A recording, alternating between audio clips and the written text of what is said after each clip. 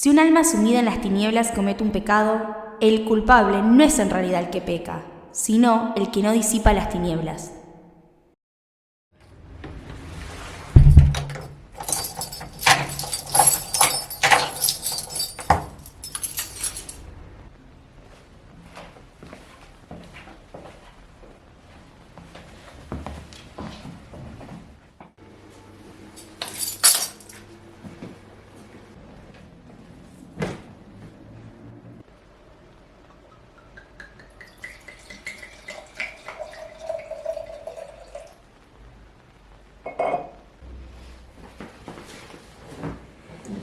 Ahora sí, contame, ¿qué te pareció la obra? Esto es Cenita Pofunción, conducido por Irina Petrisac, el podcast sobre teatro de Euforia Producciones.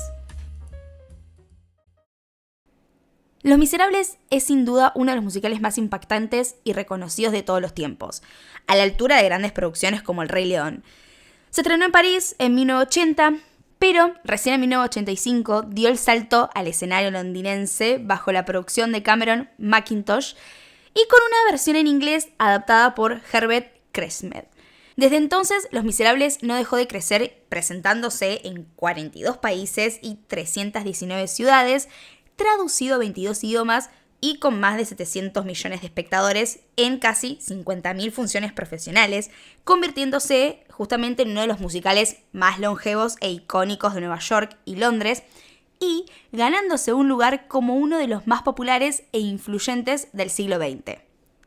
Este musical completamente cantado está basado en la novela homónima de Victor Hugo. ¿Quién es Victor Hugo? Él fue un novelista, poeta y dramaturgo y una de las figuras más importantes del romanticismo francés. Vivió en una época de profundos cambios políticos en Francia, la Revolución Francesa, la caída de Napoleón y la restauración monárquica. Recién después de más de 15 años de trabajo, precisamente en 1862, publica Los Miserables, una novela extensa que aborda la pobreza, la desigualdad y la lucha del pueblo. Antes de contarle la trama del musical, quiero dar un panorama sobre el contexto social de Francia en el momento en el que Victor Hugo escribe la obra, además de que el musical transcurre en la misma época que su versión escrita. La historia se sitúa en Francia durante la primera mitad del siglo XIX, una época marcada por un profundo malestar social. Tras la caída del Imperio Napoleónico y la derrota en la batalla de Waterloo, la monarquía fue restaurada, lo que generó el descontento de una sociedad que había pasado por la Revolución Francesa de 1789 y había adoptado los ideales de nada más ni nada menos que igualdad, fraternidad y libertad. El regreso a este régimen monárquico, visto como algo anticuado, agravó las condiciones de vida. Creció la pobreza, la desigualdad y el desempleo.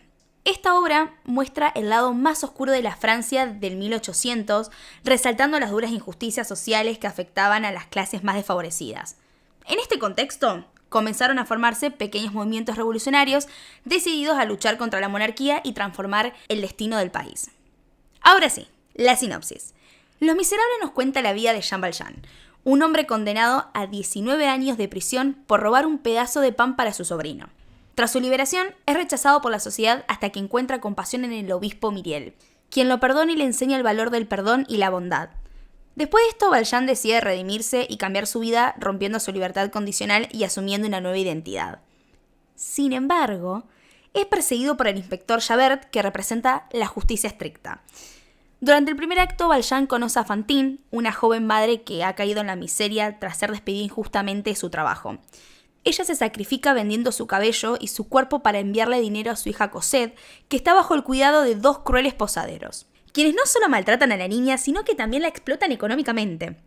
Fantine muere y Valjean rescata a Cosette y la cría como a su hija.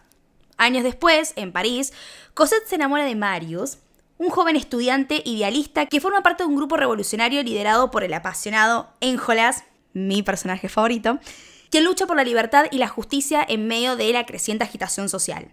Éphone, la hija de estos dos posaderos crueles, sufre por su amor no correspondido hacia Marius. A pesar de su dolor, lo ayuda a encontrar a Cosette y finalmente termina dando su vida por él durante el levantamiento en las barricadas. Valjean también se une a la revolución para proteger a Marius y tras salvarle la vida, enfrenta nuevamente a Javert. Valjean muestra misericordia al dejarlo libre, lo que lleva a Javert a un conflicto interno que lo conduce al suicidio. La historia termina con el sacrificio y la redención. Valjean, sintiéndose indigno del amor de Cosette, se retira, pero finalmente se reconcilia con ella y con Marius antes de morir en paz, guiado por el espíritu de Fantine. Básicamente, Los Miserables nos muestra que el ser humano tiene la capacidad de cambiar y redimirse a través del amor, la compasión y el sacrificio. Un claro ejemplo de ello es la historia de Jean Valjean.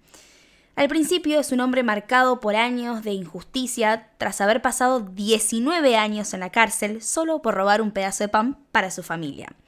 Sin embargo, todo cambia cuando conoce al bondadoso obispo que dije antes, quien en su lugar de condenarlo justamente le muestra la compasión.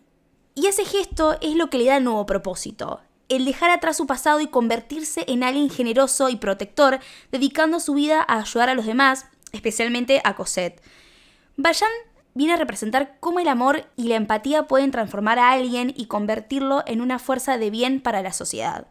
El musical también denuncia las injusticias sociales y la opresión, mostrando cómo la pobreza y la desigualdad marcan profundamente la vida de las personas. Pero para los amantes de los postres, esta obra nos deja un montón de curiosidades. Primero, hay una gran diferencia entre la novela y el musical.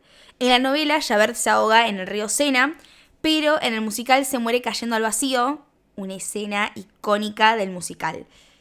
Para todos los amantes del pop, específicamente los que crecieron con Disney, este postre es para ustedes, porque Nick Jonas se puso en la piel de Marius en la versión especial del aniversario número 25 del musical, que se llevó a cabo en el O2 Arena de Londres en 2010.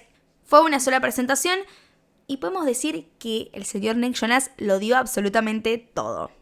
Otro es que Argentina fue el segundo país en tener una versión en español, siempre marcando tendencia.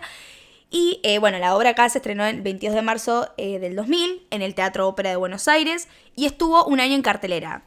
Entre los protagonistas estuvieron nada más ni nada menos que Juan Rodó y Helena Roger. Después está la peli, que salió en 2012, que tiene bastantes conexiones con lo que fue la obra musical, porque Samantha Barks volvió a interpretar a Eponine, un papel que, insisto, ya lo había interpretado en el teatro. Y otro caso también fue el de Cole Wilkinson, quien fue Jean Valjean en la versión original teatral, pero en la peli es el obispo Myriel.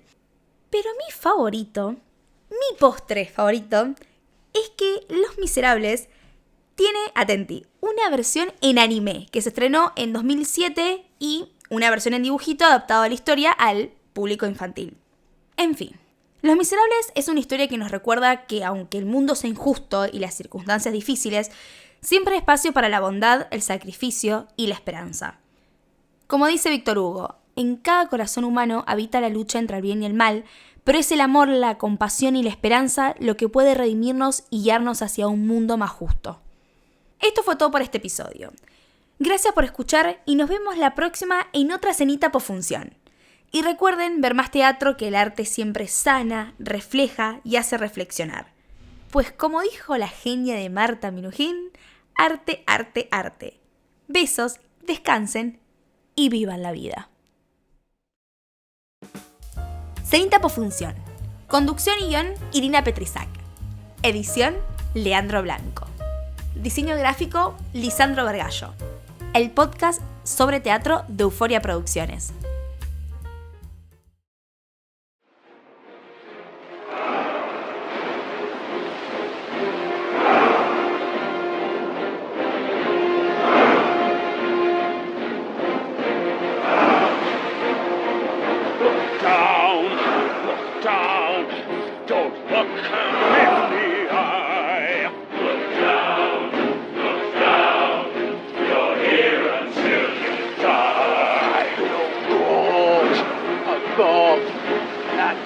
Alone below.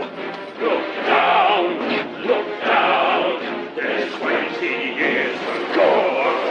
I've done no wrong. Sweet Jesus, hear my prayer. Look down.